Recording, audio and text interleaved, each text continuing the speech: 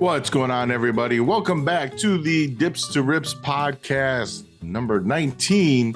This is going to be a hell of one. We're going to expect Howard to talk and drop a lot of science today. And speaking of Howard, my co-host, the legend Howard Greenberg here. Okay. So last time I saw you, which was live, right, during this podcast, and I had a great time. It actually is one of the most responsive ones we've had.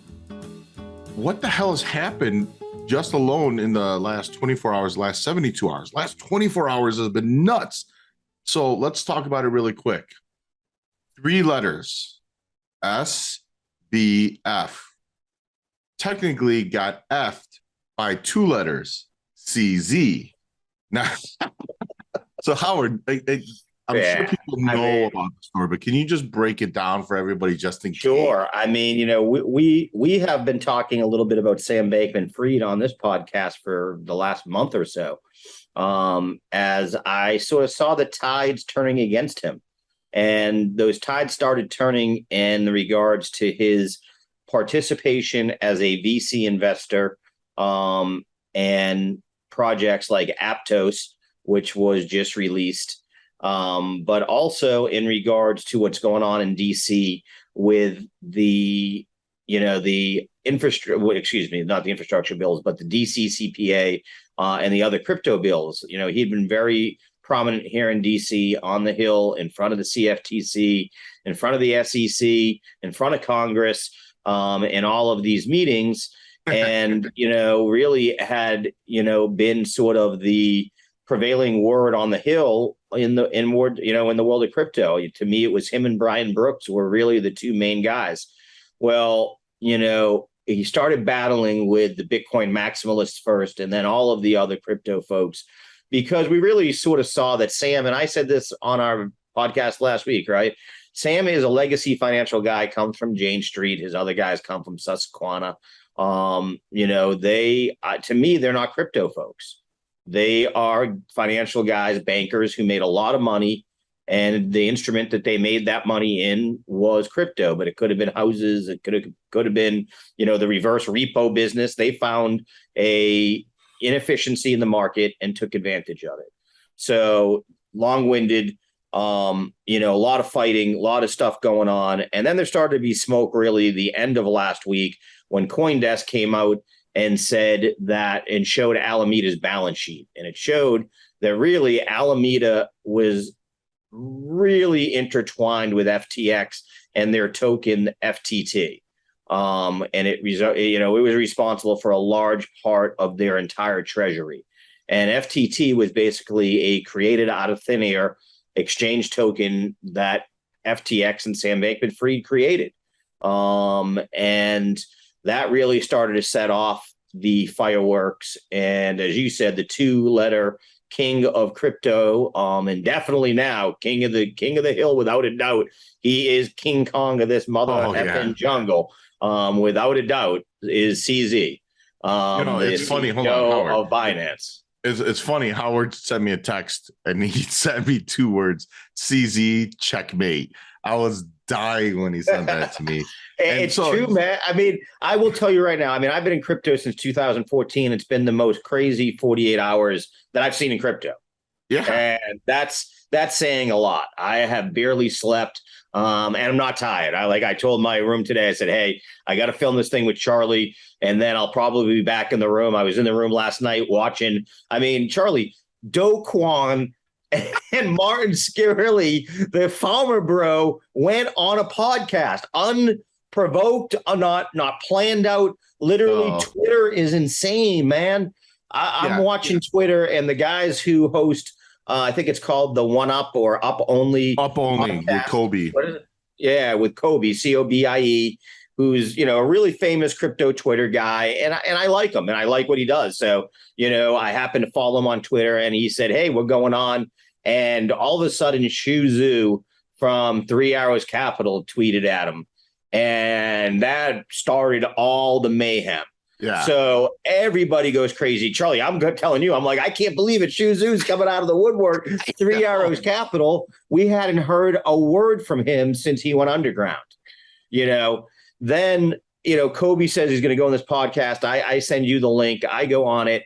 Before I literally go on it, I already can see that Martin Shkreli is on there and Do Kwon. I'm like, this is crazy. These guys just literally, they've got nothing to do. They're just sitting at home, probably on house arrest, all of them. And they literally just called into the podcast.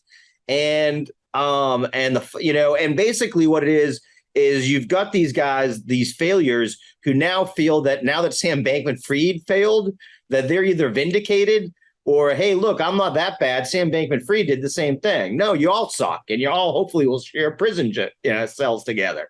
Yeah, no, listen, for those that don't know who Martin Shkreli is, I almost said Financial, but he went to prison for manipulating stocks. Basically, he was pumping up penny stocks. KBIO was the one, and this was a while back.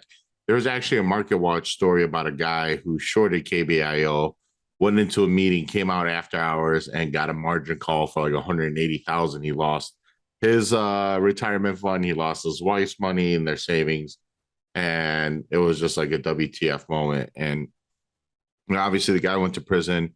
And then during the podcast, what did he say? He said, "Hey, Dove, jail wasn't so bad. Jail's not that bad. I can tell you how to get through it." You and I were messaging back and forth at that exact moment.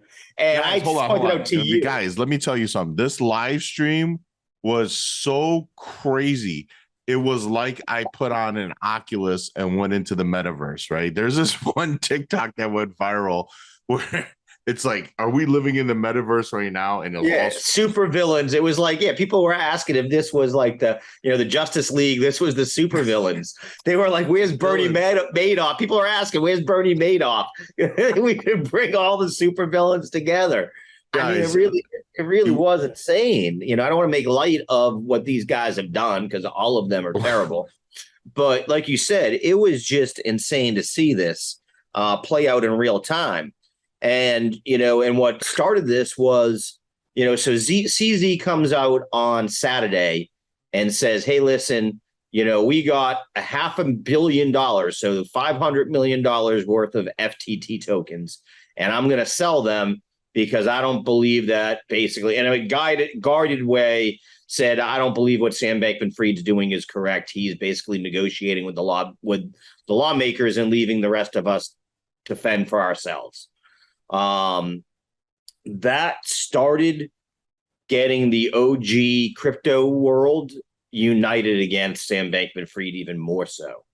So you started to see the Justin Sons and the Arthur Hayes that was Bitfinex and all these, guys who still got a lot of money and a lot of connections, a lot of Asian money involved in this. And they targeted Sam Bankman-Fried. And they realized that, FTT was the main way to get him. They went with a two-pronged attack.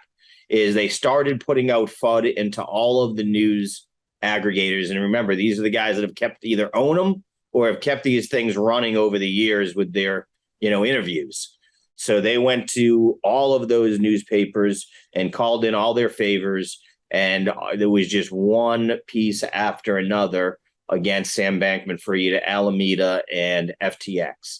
And, what it really turned out, which is the most disappointing of this, is that Sam Bankman-Fried and FTX were taking customer funds that people were putting on FTX, and they were lending them out to their sister company, Alameda Research, and taking their own shitcoin, FTT, as collateral for those loans. And that's just flat out wrong.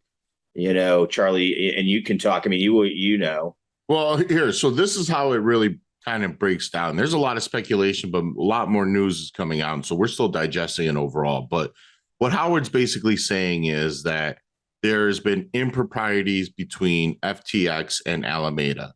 Both are directed by SBF, but they're supposed to be total separate entities, right? And Binance today, meaning CZ, basically said there's something that we don't like. I mean, basically just flat out ratted on FTX that there seems to be a mishandling of customer funds. And so there's been a lot of speculation, but the speculation was that at least the one I'm going to run on with Howard, that I really shared that tweet with you that I like, was that Alameda was in much bigger trouble than they let on during the Oh lunar yeah. collapse, when Celsius and Gemini and everything was going under. And in turn, Sam Bankman-Fried took money from FTX and funded Alameda. And in turn, Alameda took that money and was giving out these lifelines. But apparently, he had to give out these lifelines to salvage and keep FTT floated, right? And really, what the issue was is that as long as FTT held up well, right, no one would know really the difference or look into it, and there wouldn't be any so-called bank runs. Bank runs meaning big money cashing out, taking their money, just huge outflow. Well, once CZ sent out that tweet, it started the cascade, and when the cascade happened, well, this is now all happening. The liquidity crunch. $6 billion. Yeah, was removed in a matter of 2 that, days off of the exchange, and it shows you that people at least learned. Because remember, Charlie, I've shared with you 3 or 4 times. Hey, tell your boys get off of Celsius. Tell your boys get off Voyager. Tell your boys get off crypto. And Howard's been right every single time.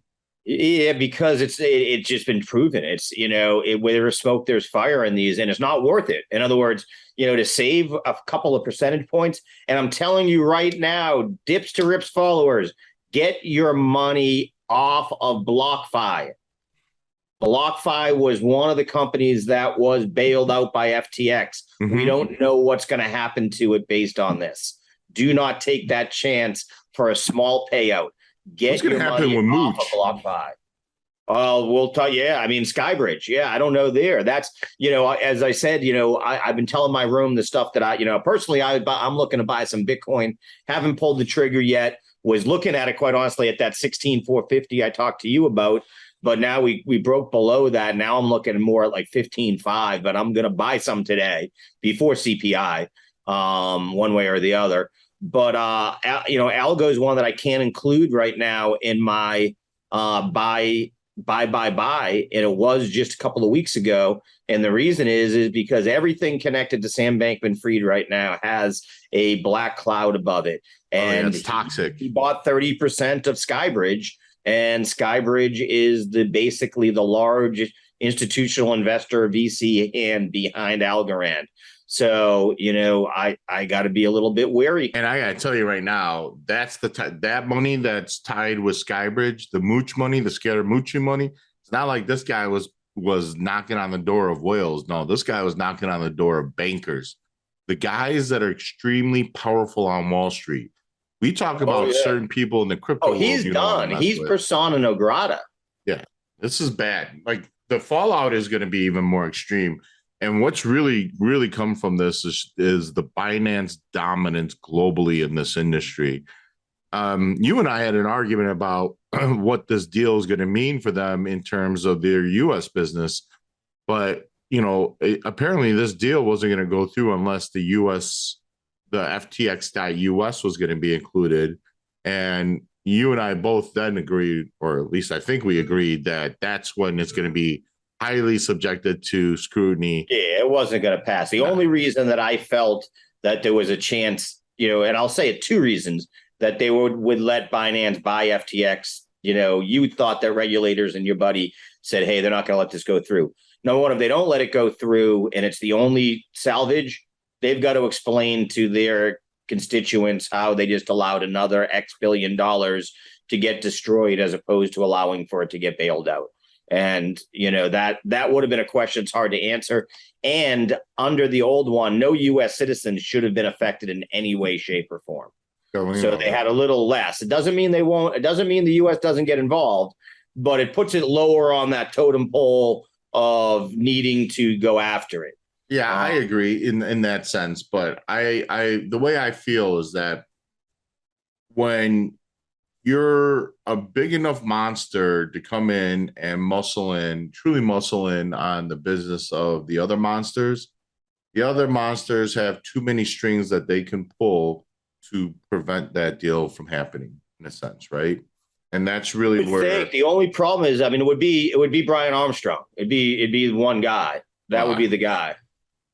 Listen, coin is in big enough trouble as is right now. No, but he'd be the only guy that has those connection with the regulators. In other words, these other exchanges are so far offshore and so far out of, again, they try most of these other exchanges that are still left that matter, are hiding out in the Seychelles or in the Bahamas. They're out of the reach of the U.S. hands. Yeah, so that's the only other thing. So there's not a lot of transparency for the U.S. government to be able to know what the hell does Binance control versus somebody else. Okay, so with all this madness, how do you feel about the outside perspective on like crypto now, right? Like the average mom and pop that doesn't do any research but wants to buy crypto because it could be exciting. How do you think their sentiment is right now?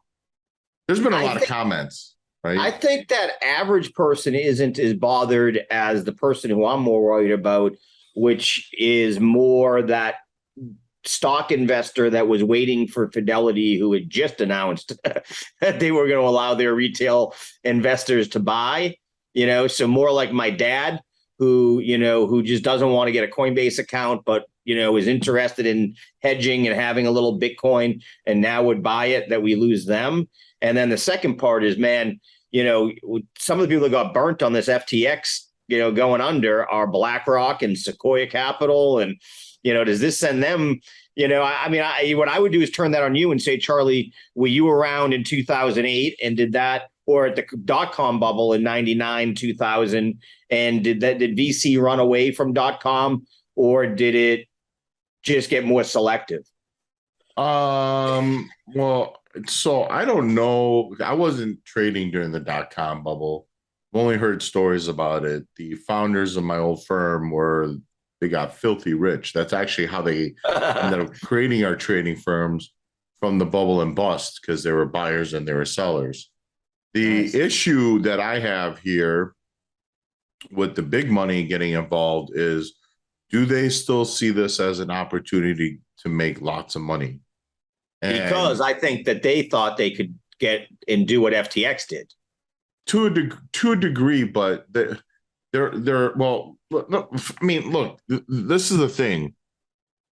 The difference between them and SBF is that SBF is a total piece of crap, right? I mean, we could talk about his background, how smart he is, but listen, he knew what he was doing. He tried to cover it up, and then he effed everybody. I mean, this is a guy that lied to Congress. I shared with you. I mean, look, last 48 hours went from $36 billion in wealth to now being in debt $650 million. FTX is literally valued at $1 right now. It was valued in the billions just a day and a half ago. 30 billion. This is just the same thing. Like, what happened with Enron? Enron got exposed. We saw the cooking of the books. What did Enron do? It zeroed out. Listen, this market will chew you up and spit you out. And there's a way for the bankers to make money on this, they will. And that's the thing. If they see an opportunity, they're not going to hesitate. They may have to put in some more stringent risk values and probably have more, definitive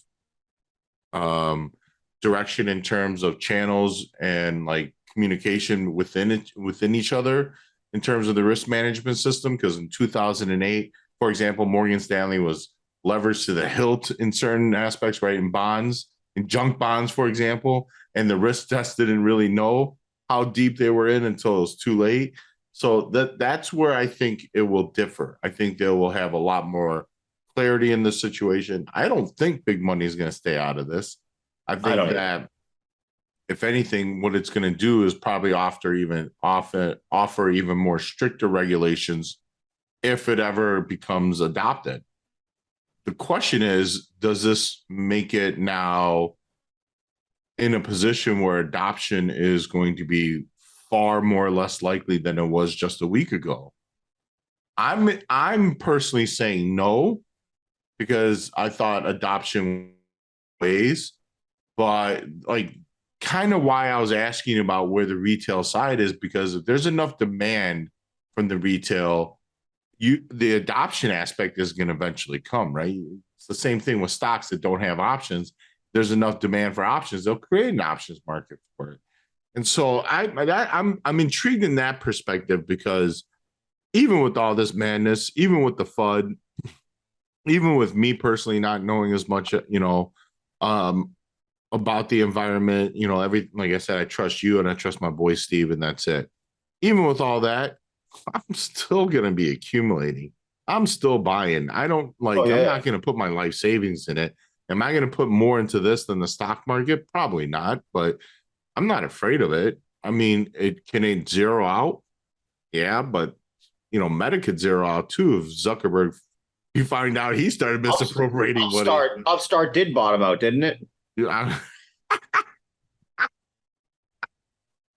There's this video that I shared with Howard when Upstart was at $300 and they were interviewing this guy on CNBC. On CNBC. And they asked him what Upstart does, and he doesn't know, and he kind of froze, and he's like, what? I kind of lost you there. And you could see him kind of Googling on his computer.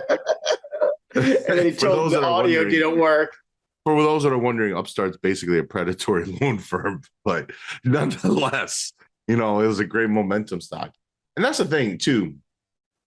We may lose some of those people that were looking to invest, but I think we're completely undervaluing the degen side of retail trading, which is extremely prominent right now. Right? Who loves it right now? That's what I was going to say to you, Charlie, is, look, right now there's been $235 billion in volume over the last 24 hours in trading. This is people like you live for this, right? I mean, I live for this. This crazy volatility back and forth gives people the opportunity, traders, the opportunity to make money. Yeah, I mean, what you said was correct. An opportunity to make money. And I feel like, traders themselves, at least, I come from the mentality of a trader versus an investor. And I don't care what it is.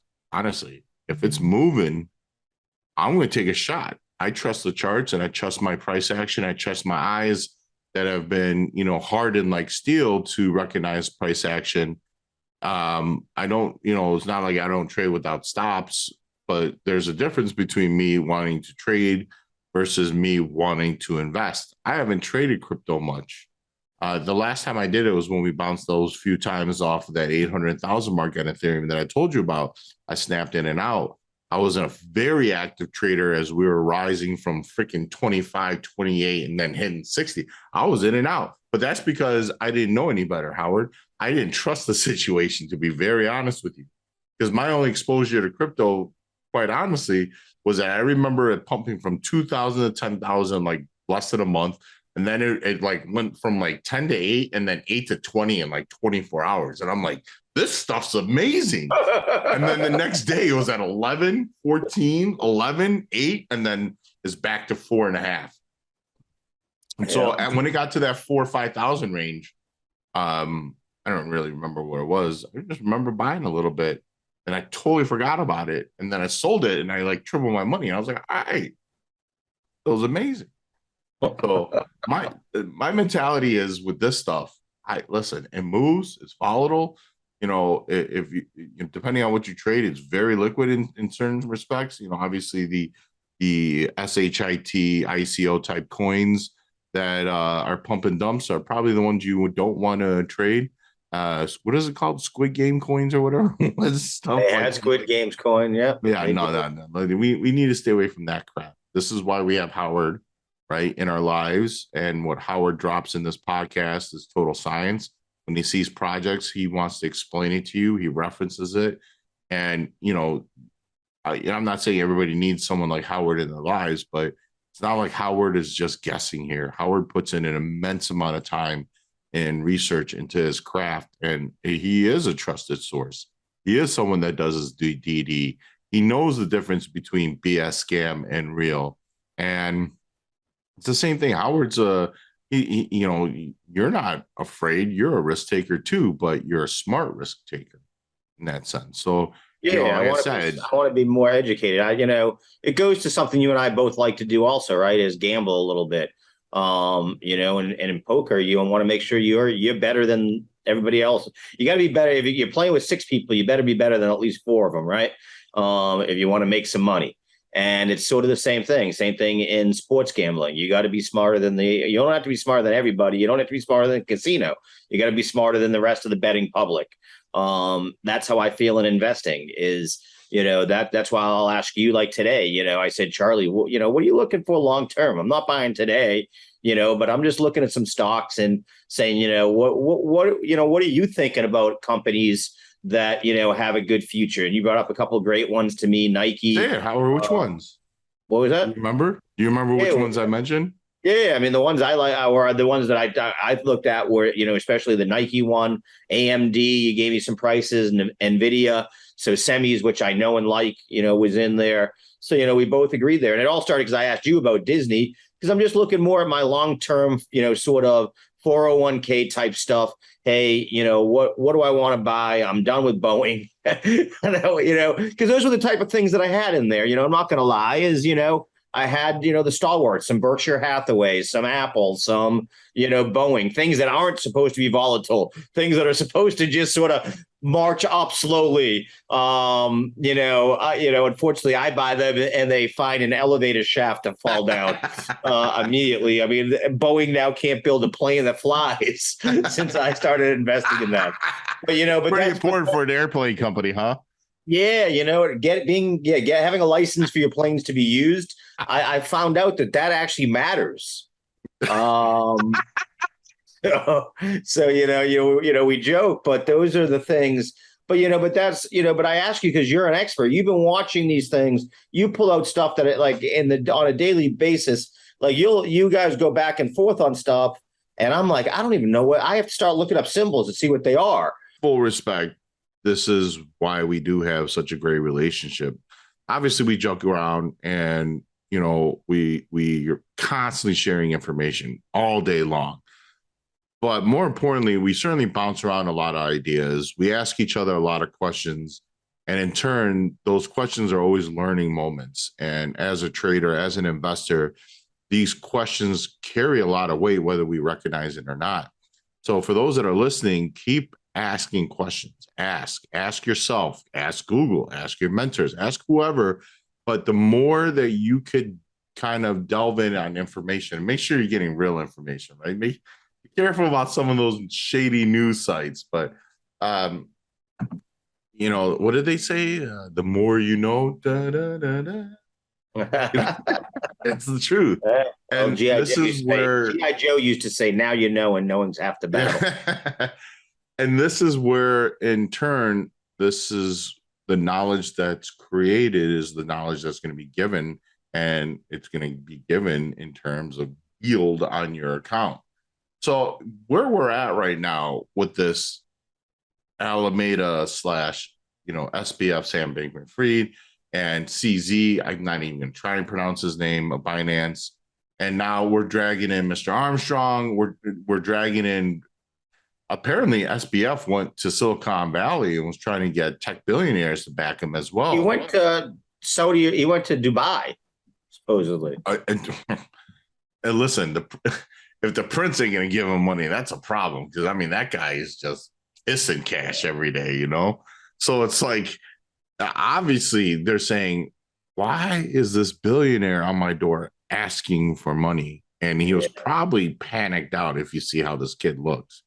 And this is, what did you say? The fastest someone has fallen, right? Yeah, just think I don't recall. Luna took a few days to finally figure nothing. out. Enron. I just there really isn't anything that has ever crumbled quicker, in my opinion. In my opinion, too.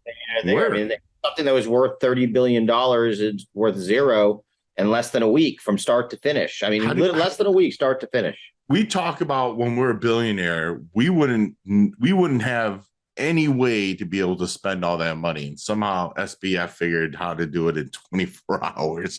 He gave it to the markets in a sense. Never mind that. He owes $650 million now. Is he going to jail? I'm just going to say I think he should. I don't know if he will. Hell yeah, he's going to jail. If any of that money came from FTX.us, he's effed.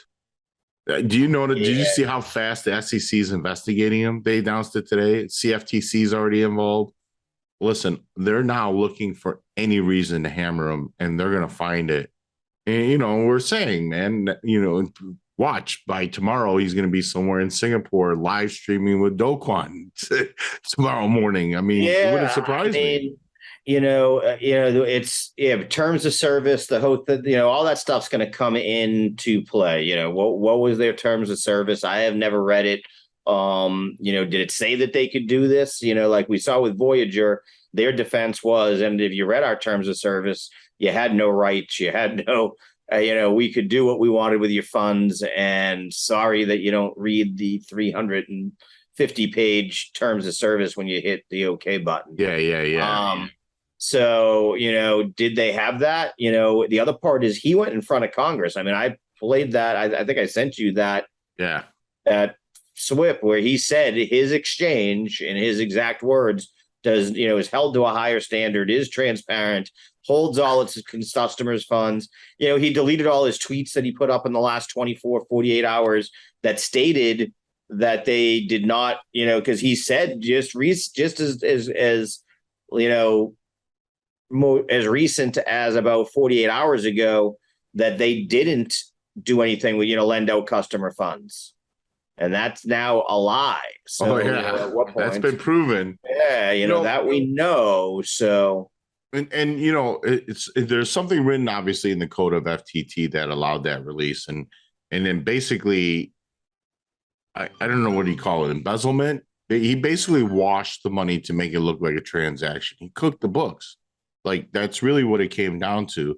What was pretty alarming was that right before all that happened, was it FTX's president and who else had stepped down?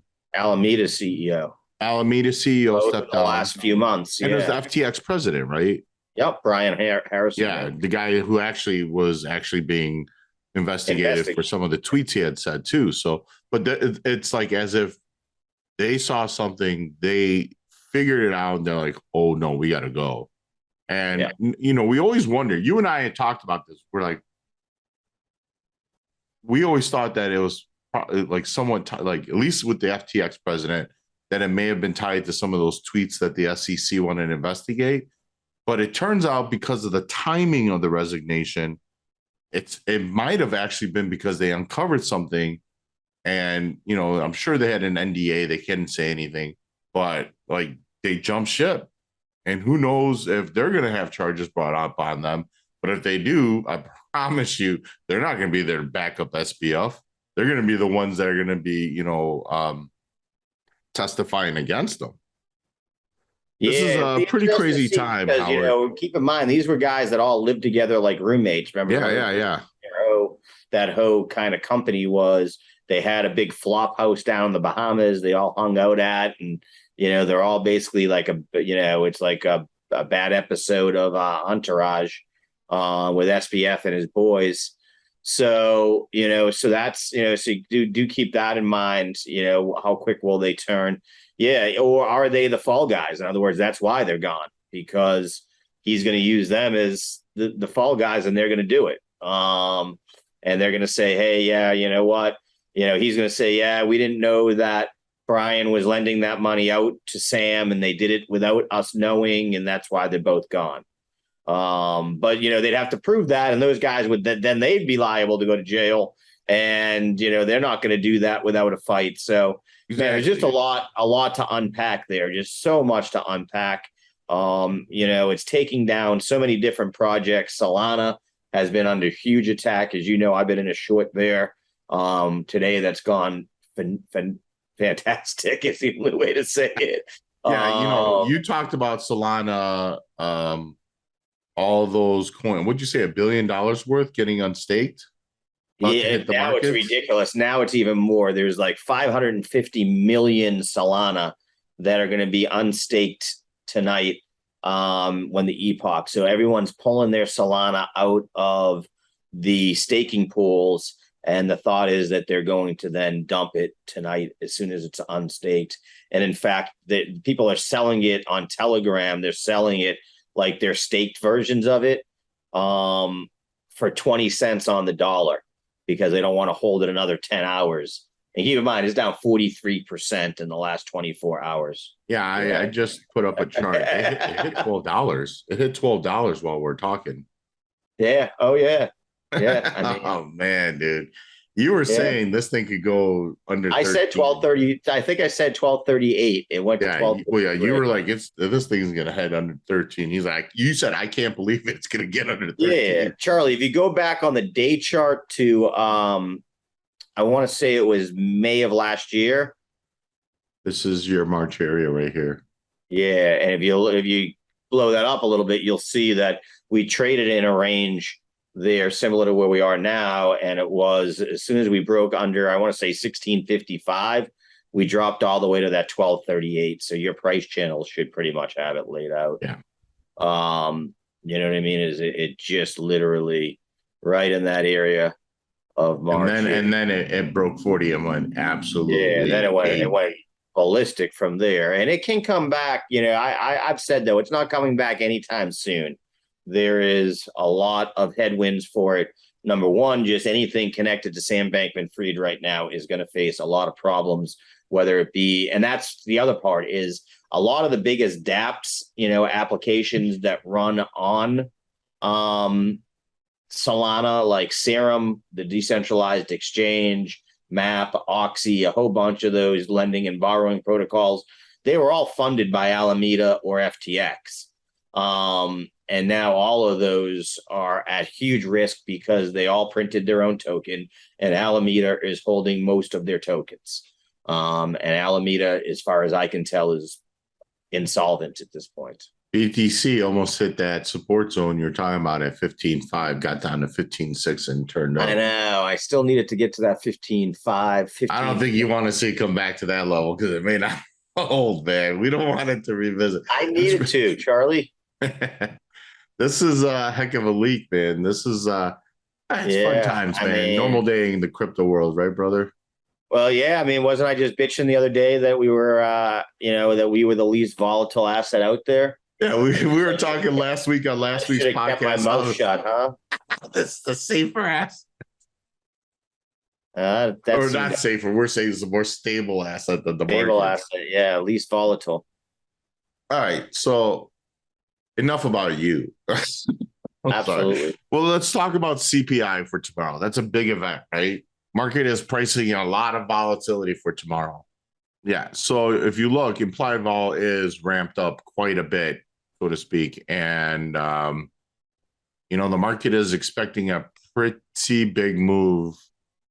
And in that sense, do you think that there's going to be any leak from the stock market over into the crypto market tomorrow? Because I gotta be honest with you, you warned me saying, be careful about tying it. But, today there was a lot of drag and pull by Bitcoin on the NASDAQ today. There really was. And it was something that I saw early this morning.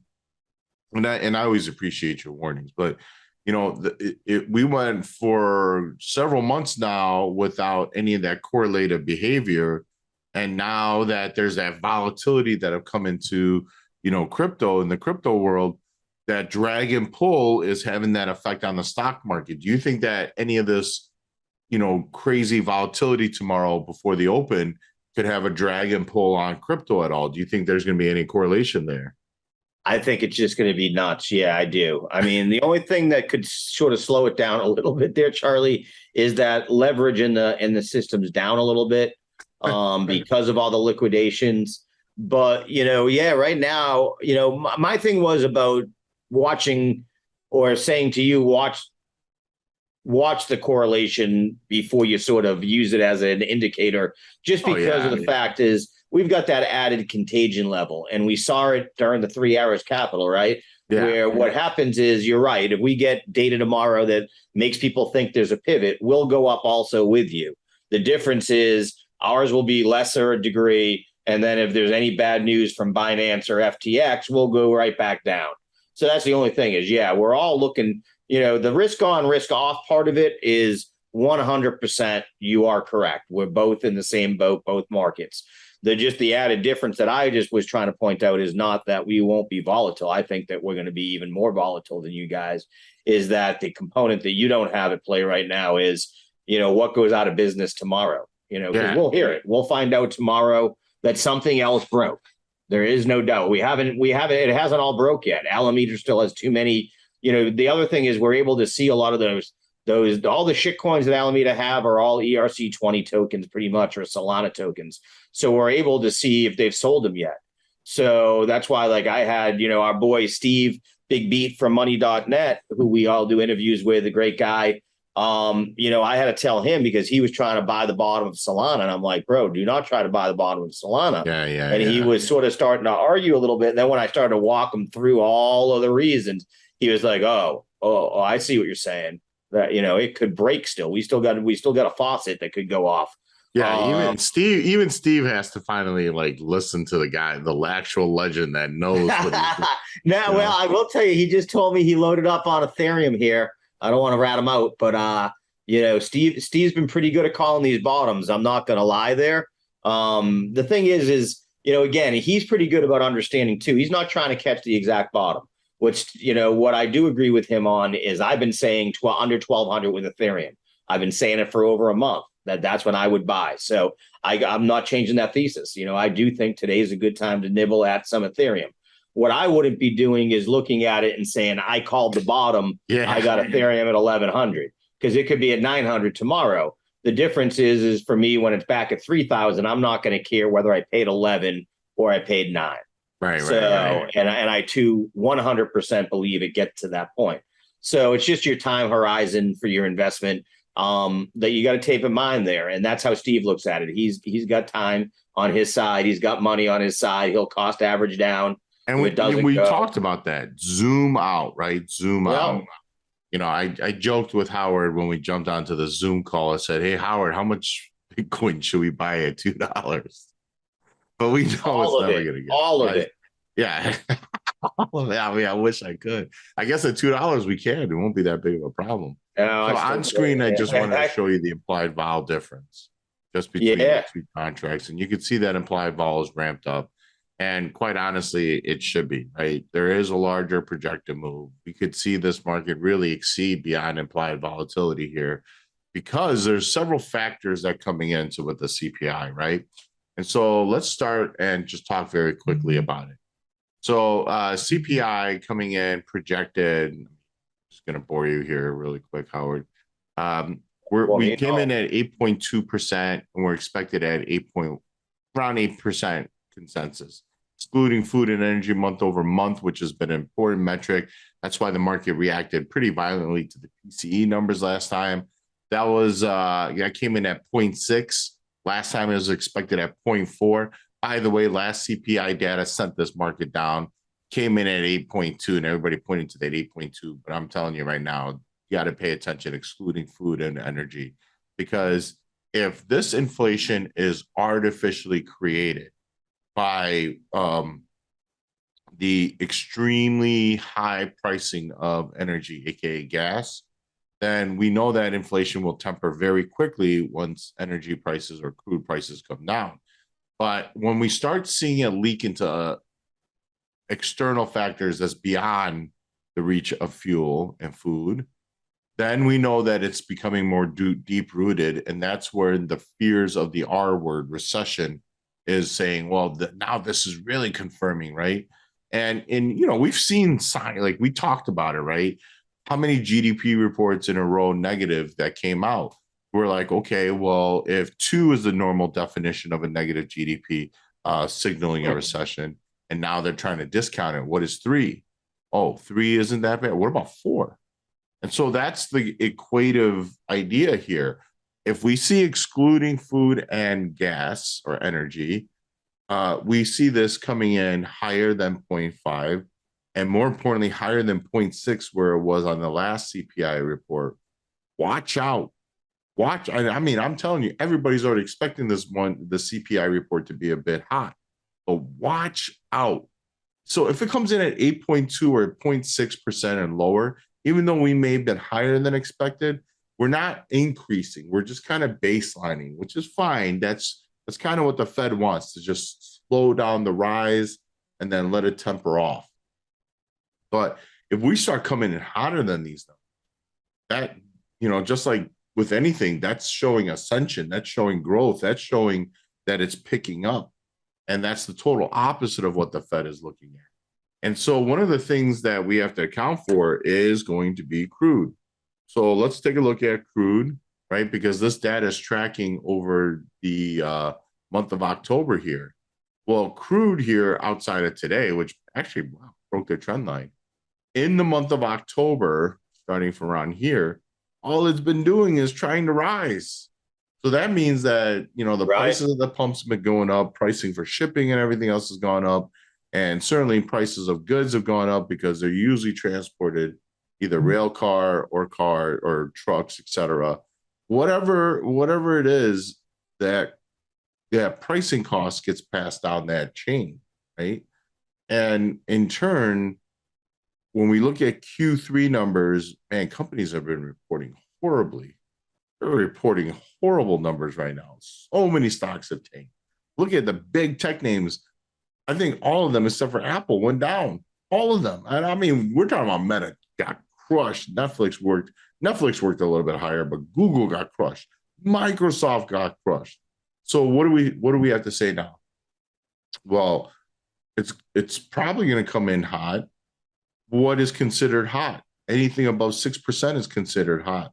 Anything above 7% is considered really hot. We're expected to come in at 8%. So is 8% hot? What about 8.2? Is that too hot? I feel like if it's 8.3 or higher, it's bad.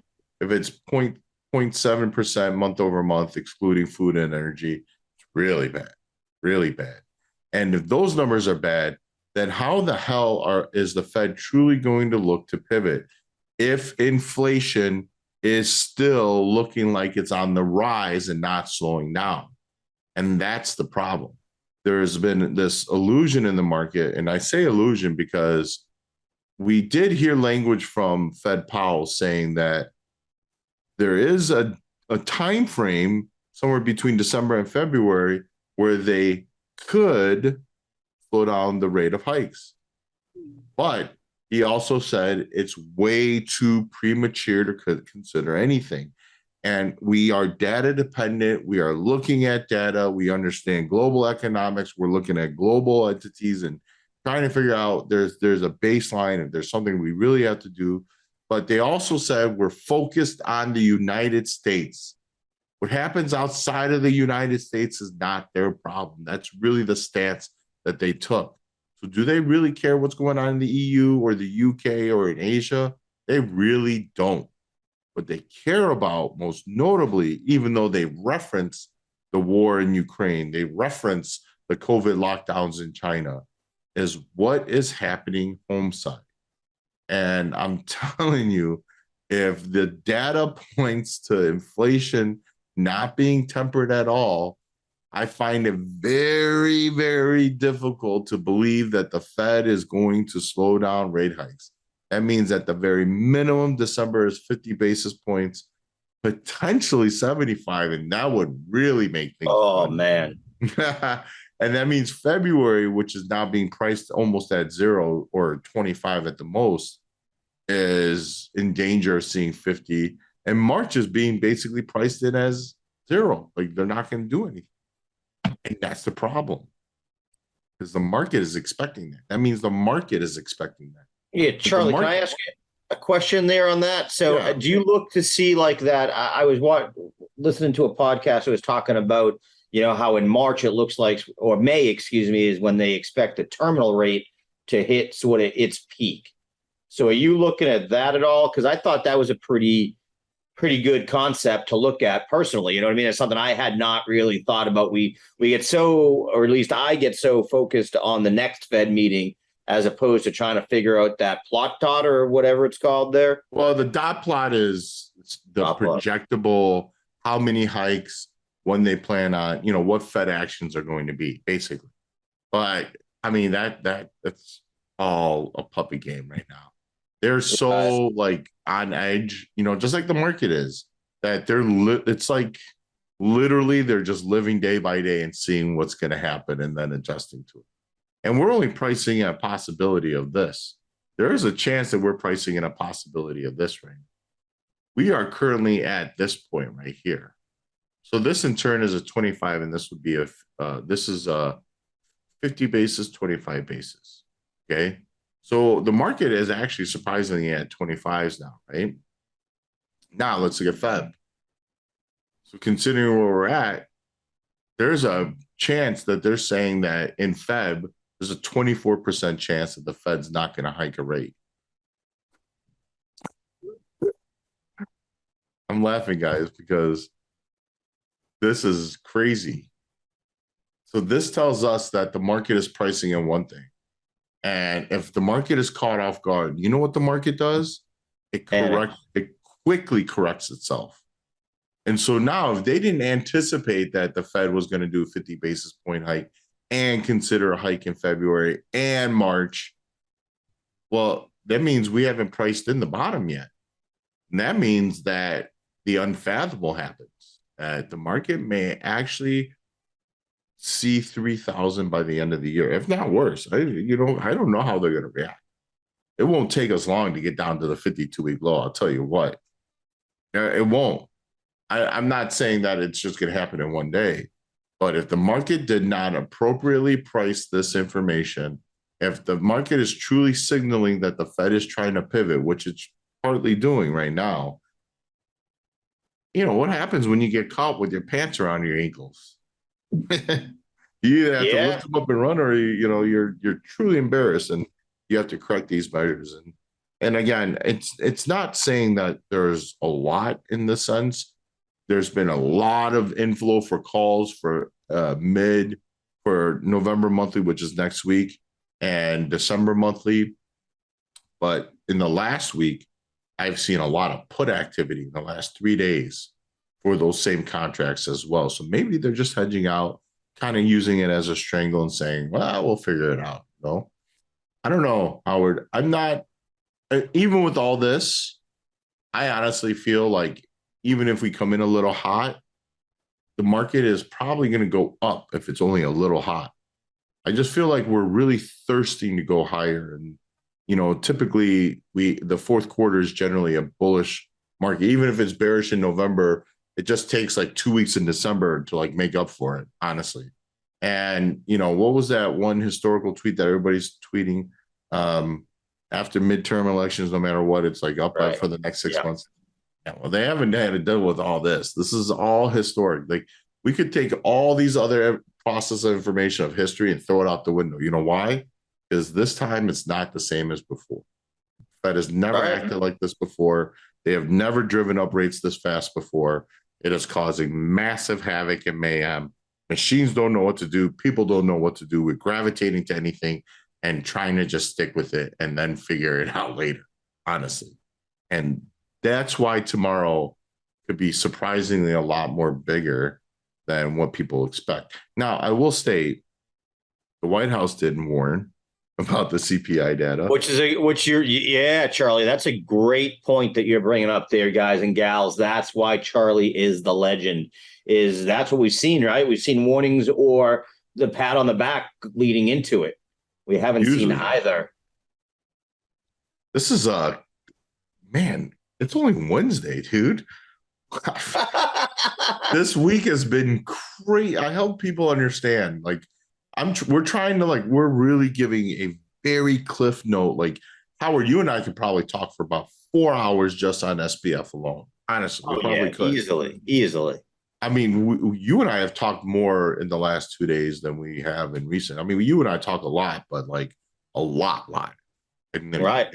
It's certainly like we go back and forth, and usually we're in agreement, we're joking around, but like there are some serious discussions because I'm trying to figure out the ramifications, and then Howard's obviously trying to figure out the ramifications. Oh, actually, I'm sorry, Howard knew all this crap.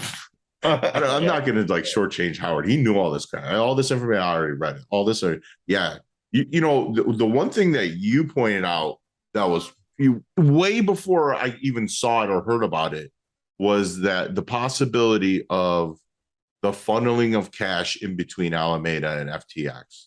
Like, you called that out early this week. And this was like the rumors.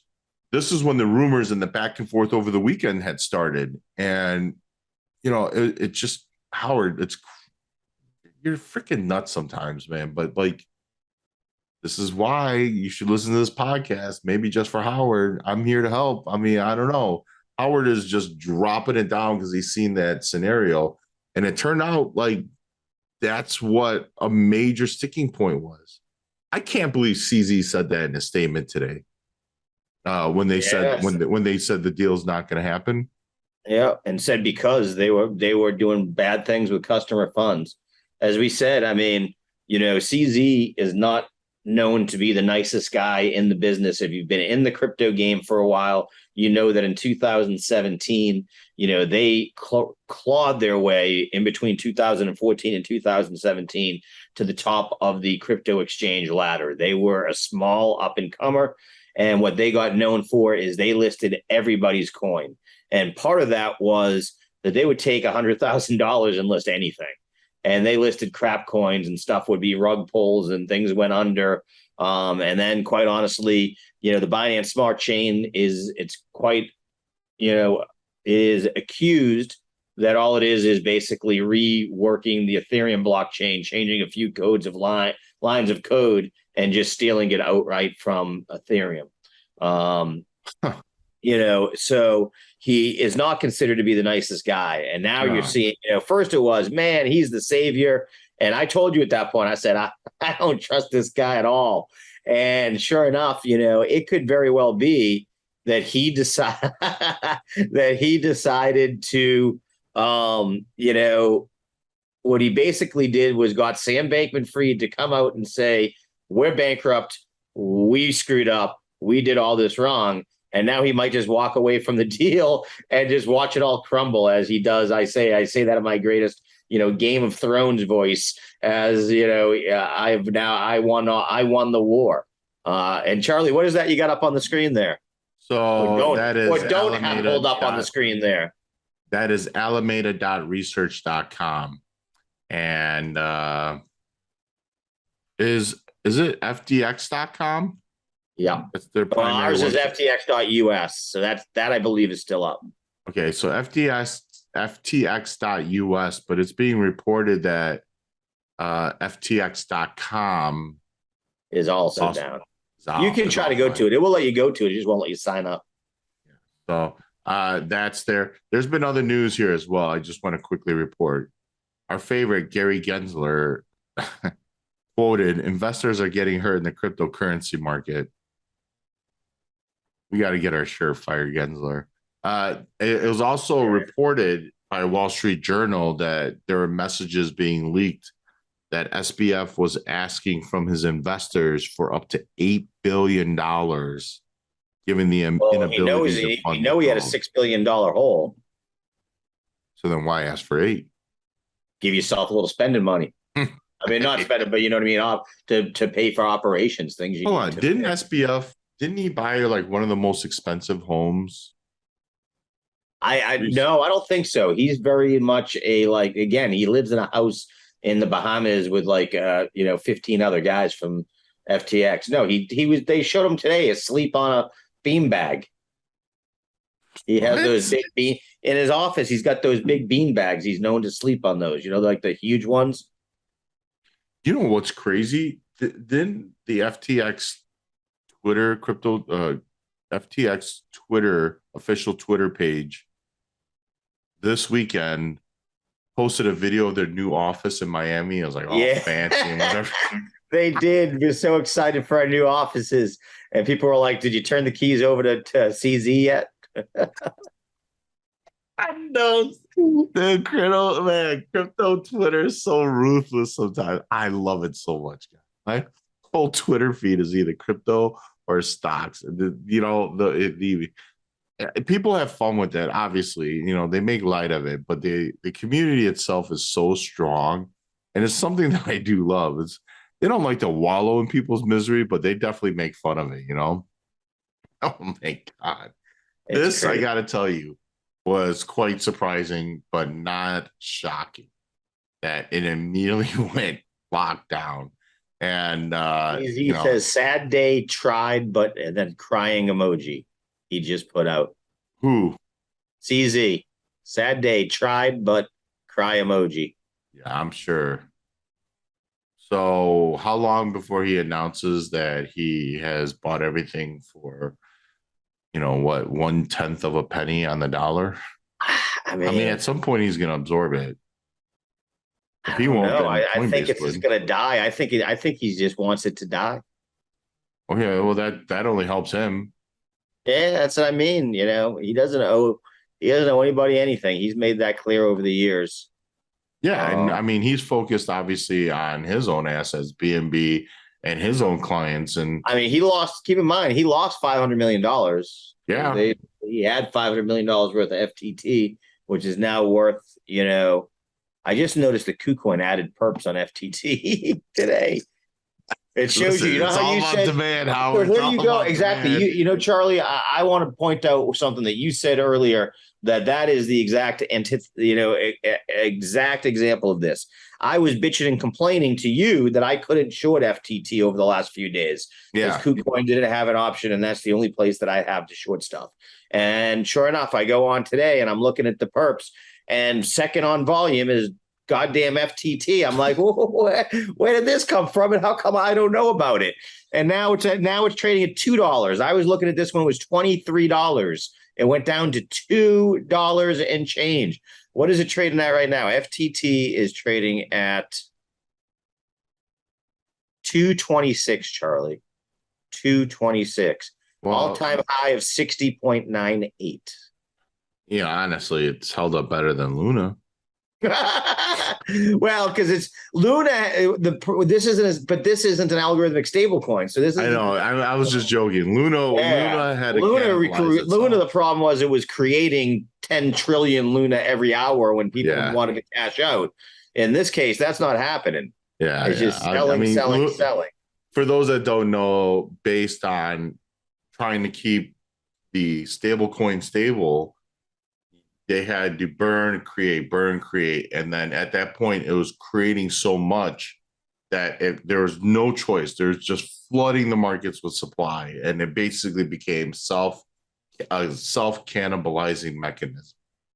Yeah. This is different. The market just said, I don't want any of this. And everybody just shorted, and it is what it is. Because everyone saw Luna go to zero. So everyone wants a part of it. So, as I told you, is the only thing that could happen tonight is that you could see the MOAS of all time.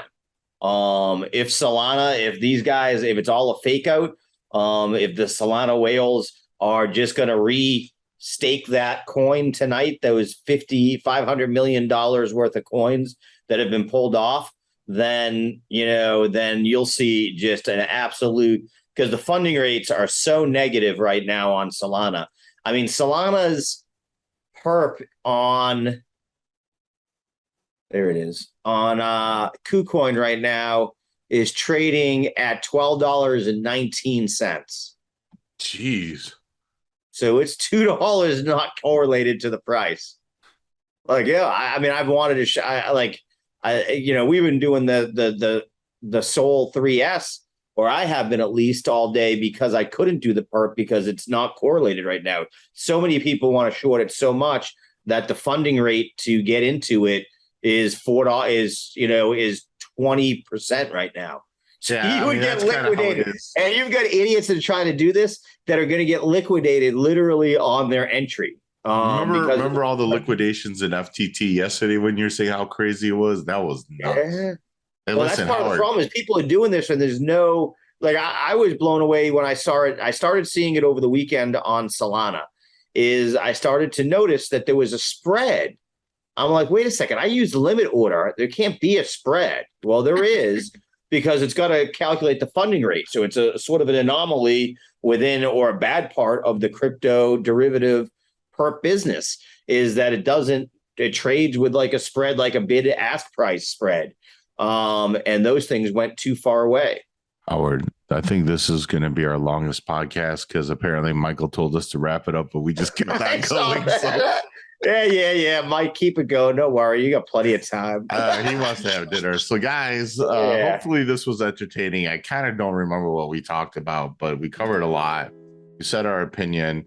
CPI is going to be important tomorrow. The fallout from this is going to be important. But one thing you can do is, trust the judgment and trust the knowledge that my man Howard Greenberg, aka Crypto Hondo, or the crypto crew, the president of ABCA, the good stuff. You can find out all his socials below. If you want to find mine, go ahead, take a look. It'll be underneath there as well. I just want to say, if you happen to like what you hear, please like, comment, and subscribe. Guys, on the last podcast, we got the most activity on the video that we've seen. Keep it up. It boosts up the algorithm, all that good stuff. We love you all. We do appreciate you folks that are listening. And like I said, anything that you want us to talk about, drop it down below. If you can, share, post a tweet about it. That always helps as well. With the great Howard Greenberg, it is the disciple of trend saying until next time. And if enough people will give us a like, I will try to grow a Fu Manchu like my man Charlie right there. Hey, listen. Looking good, Charles Moon. Everybody have a great weekend. Nail and bail, guys. Nail and bail, baby. Meme war veteran right here. Meme war veteran. This has been Dips to Rips with Howard Greenberg and Charlie Moon, brought to you by Prosper Trading Academy. Visit us at prospertrading.com to find out more.